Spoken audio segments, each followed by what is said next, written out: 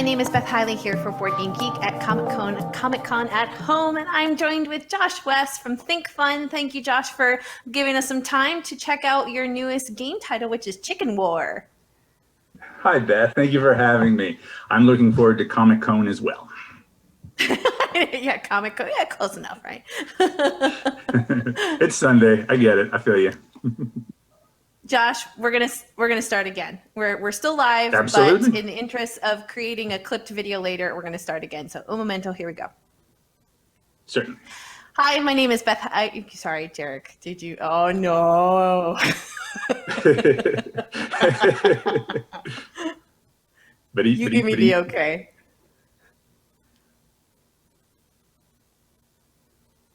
Hi, my name is Beth Hiley here for BoardGameGeek at Comic-Con at Home. I am joined today by Josh West from Think Fun, and you've brought us one of your more game end titles versus more puzzly things from Think Fun, which is Chicken War. Definitely. Hi, Beth. Thanks so much for having me. It is a pleasure We're gonna just to be toss you on. right into Yes, indeed. Oh, sorry? Yeah, we're going to toss you right into the deep end. We've got Eric as our magic hands here to demonstrate Chicken War. There we go. So those hands what are we trying magical. to accomplish? Right? Well, the chickens might be magical too. I don't know yet. Okay. So what has just happened? Eric, I assume you've set up the game thus far. Should I fill in on that? Okay. So the game right now is set up for 2 players. And for those joining us, what has happened is that each team or each player has a random assortment of 10 chickens. Those chickens represent his or her or their army. And since it looks like the tokens are still there, yes, those are all the different types of chickens. So the first thing, well, let me start with the object of the game. The object of the game is to win by either assembling, actually, I see you pointing to the coins, so that might make things easier to explain. Each player is gonna put that screen up, the 2 that were just there, and since we only have 1 player, we'll be doing this metaphorically, but yes, you would do that. And then you select one of your random chickens to be your leader. And secretly, unbeknownst to the other player, you're gonna slip that tile under one of those chickens. Or sorry, not the tile, the little gold coin. And that is to identify which chicken is your leader. And then as soon as that's done for all players, you can get rid of the screens. So while we're still going through there,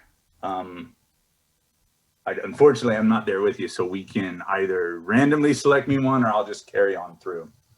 Eric is being super accommodating given that not all of the materials made it through transit. Curse you, COVID. So the object of the game is to either be the last person standing or to be the first player in which 10 of the chickens match your leader. The chicken chosen as your leader. The way that they match, actually, can you hold up one chicken card, please, just as a close-up? Thank you very much. Each chicken has 4 traits. Eyewear, which can be a bandana, nothing, or sunglasses. Something, they have what they're holding in their hand, their implement of destruction, quote Arlo Guthrie, which is frying pan, whisk, or a, spatula right there.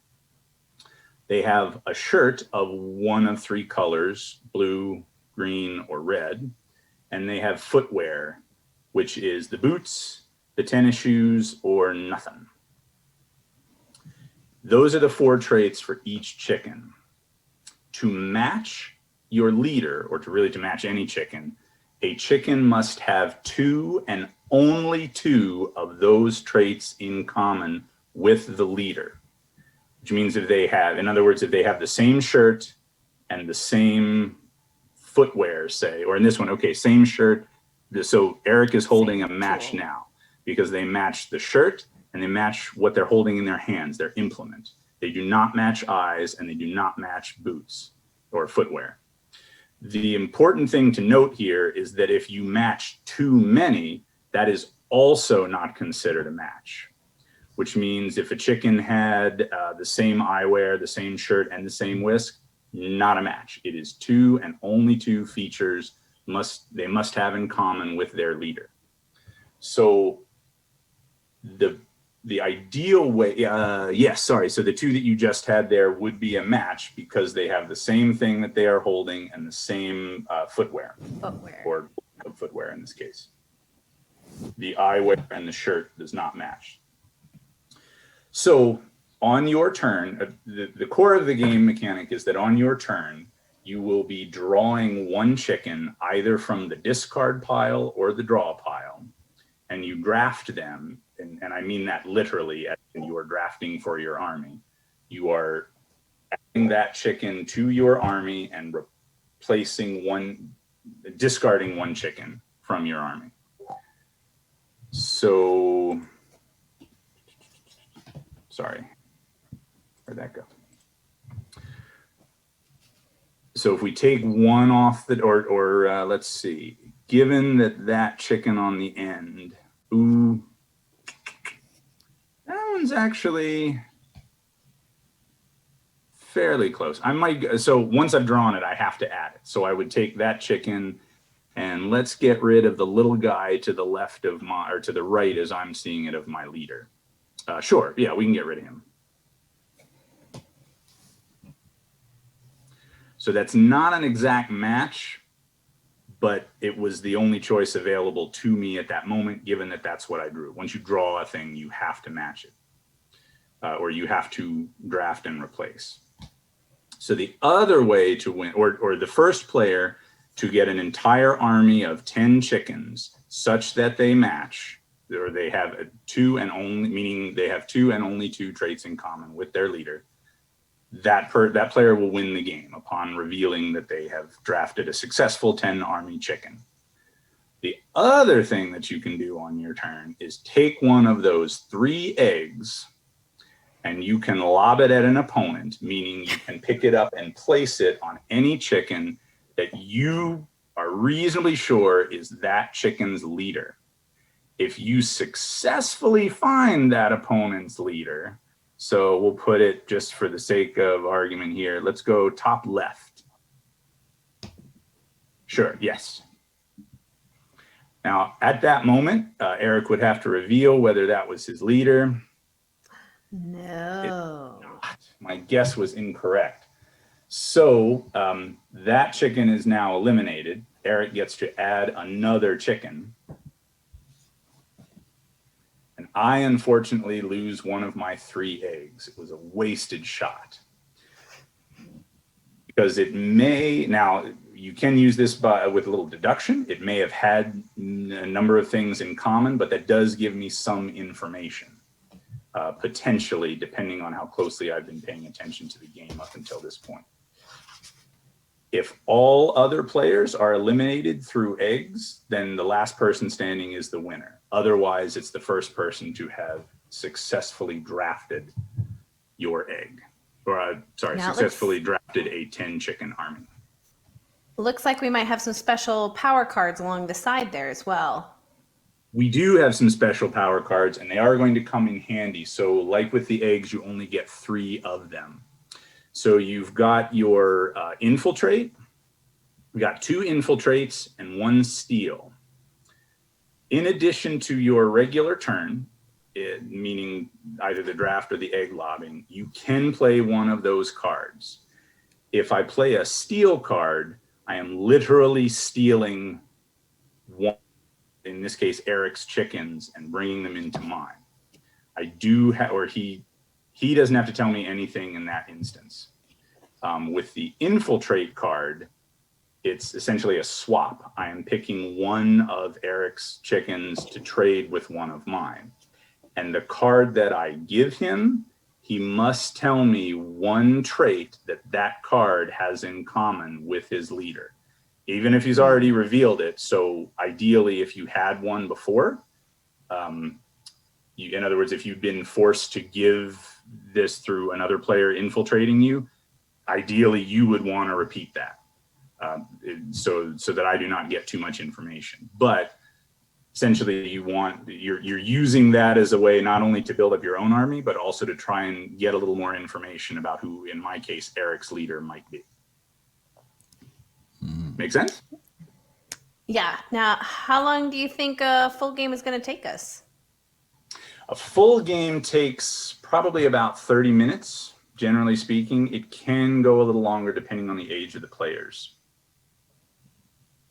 Thank you very much. I can't quite make it. I unfortunately do not have a copy of this game with me as well. Eric has the only copy. I believe its retail value is something on the order of $32,000. So probably that one's quite valuable just now. I do have a quick question for myself. Now, you said that the traits are eyewear, object, shirt color, and footwear. So there's we've got like some roosters and some hens, and then like some little baby chicks. Are those just to add some humor to the illustrations, or is that also an attribute that could match or not match with your leader? No, you had it right the first time. That is to reflect the variety of chickens in a given barnyard. We like to be inclusive, so. As diverse a pool of barnyard fowl as we can offer is always for the best.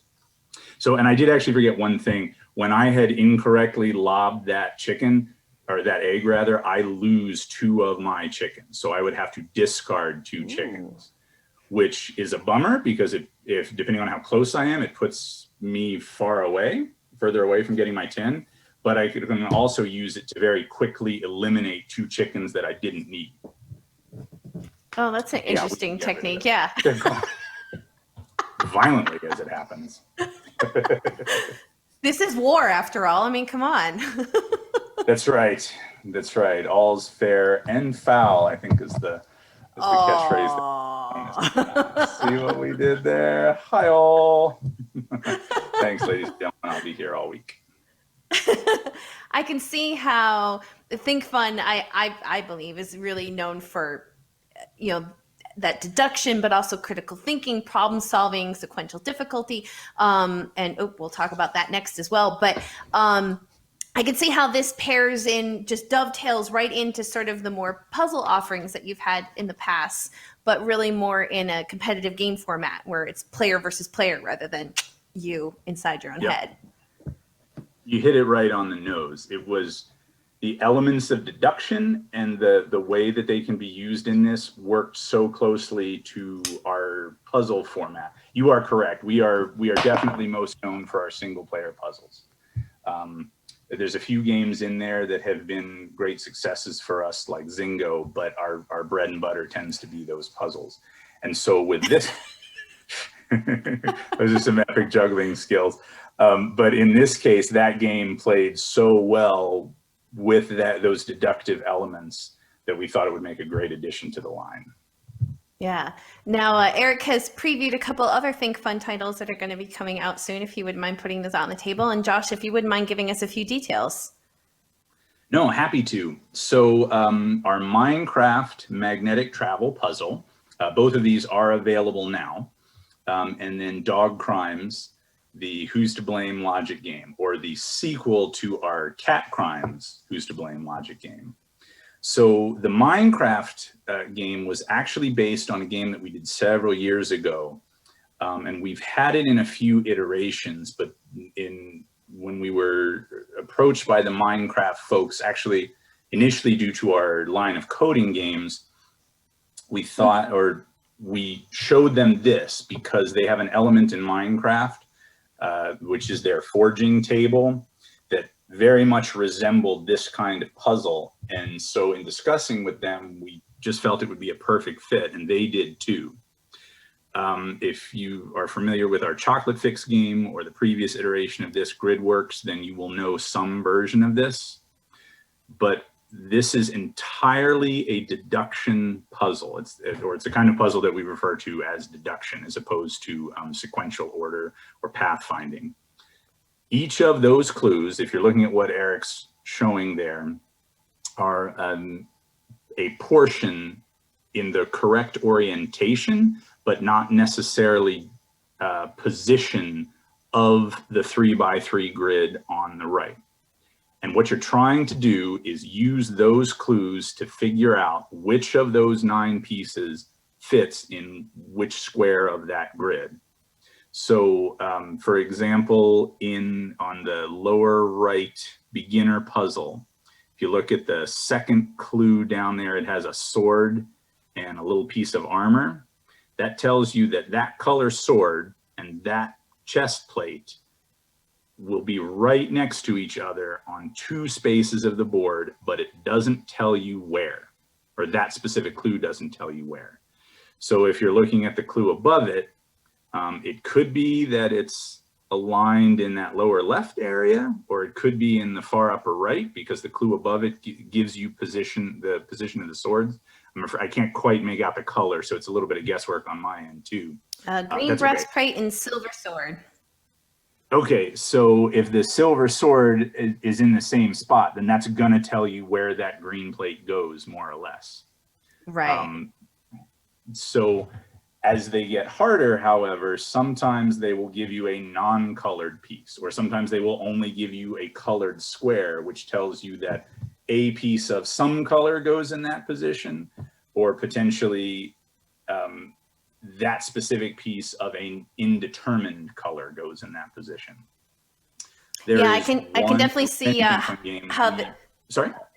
Oh, so I definitely can see how this is related to Chocolate Fix, where sometimes you got clues on a certain color of chocolate or the shape of the chocolate. But what I think I love about this is like Chocolate Fix for me is like a great coffee table game, because you just put it out and people are like, what is that? And they think it's real. And then you say, it's a puzzle. But where this. And I hope that you say it exactly like that. But where this one is so travel friendly, because the whole thing, and since it's magnetic, you're not likely to lose the pieces. And the whole thing could just slip inside somebody's backpack. For sure. It's designed so that that flap just falls right over top, or is sitting next to, rather. Sorry, I'm getting my puzzles confused. Folds up exactly as Eric's doing. You're a wonderful hand model. And then unfolds, and as you say, very portable, very travel friendly, very back of the car seat, or even just if you happen to be out and about. One difference that this game actually has from Chocolate Fix, the harder puzzles do get harder on account of these negative clues, which is what Eric, I believe, is pointing to right now. Yes. Those clues tell you exactly what doesn't happen in the puzzle. And when they are used in conjunction with the other clues, it actually can make them very, very complicated. Again, that's more towards the advanced and expert end of the spectrum. We like to give you a full wide range with all of our products. So for example, in the black section of the upper puzzle there, it will tell you that if there's something in a green square, it will not, or green pieces will not then have anything, or will not then have anything below and to the right of them as I'm looking for it. So when you're solving the puzzle like you did with Chocolate Fix, that's fine. But yes, exactly what Eric is saying. Yeah. But you then would say, these are telling you what it actually can't do. And that adds this whole other layer. Oh, wow. Wow. That's brain breaking. It definitely is. The chicken one is as well. It's what we found is a lot of our games are deceptively simple. We definitely aim toward that mass market.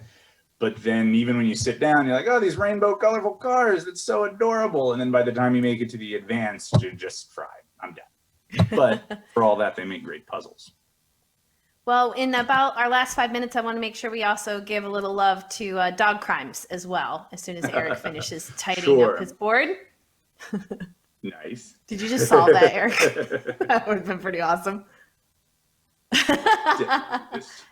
This one I definitely want to give some love to. This we're going to be doing our first unboxing at Gen Con. So we did our first 2 Escape the Rooms, and we actually say with a note of pride, it was some of the 2, in fact, if not the first 2 escape rooms several years ago. Since then, it's become a more commonplace, so we wanted to hit the market in a big way. This is invented by Blue Matter Games and was very much a labor of love. Our newest escape room, the Cursed Dollhouse, actually is a dollhouse, as in that sleeve comes off and the box separates and constructs a three-dimensional dollhouse. That the story is you are trapped inside, but the puzzles and the elements are all pieces of that dollhouse that you go from room to room. You have to not only solve the puzzles, but figure out what's happening, what's going on with this dollhouse. There is an overarching story that will unravel as you solve more and more puzzles and get more and more elements of the story. So that we are releasing at Gen Con. It will be available very shortly. And it is quite long for all that. So there's a lot of content in there. I will use this opportunity to say, yes, sorry, thank you very much. 8 and up, 1 to 4, or sorry, 13 and up, 1 to 4 players. It is 2+ hours. In playtesting, we had teams that were just under the 2-hour mark if they were really good and they really rushed. We also had teams that struggled into the 5 and 6 hour mark.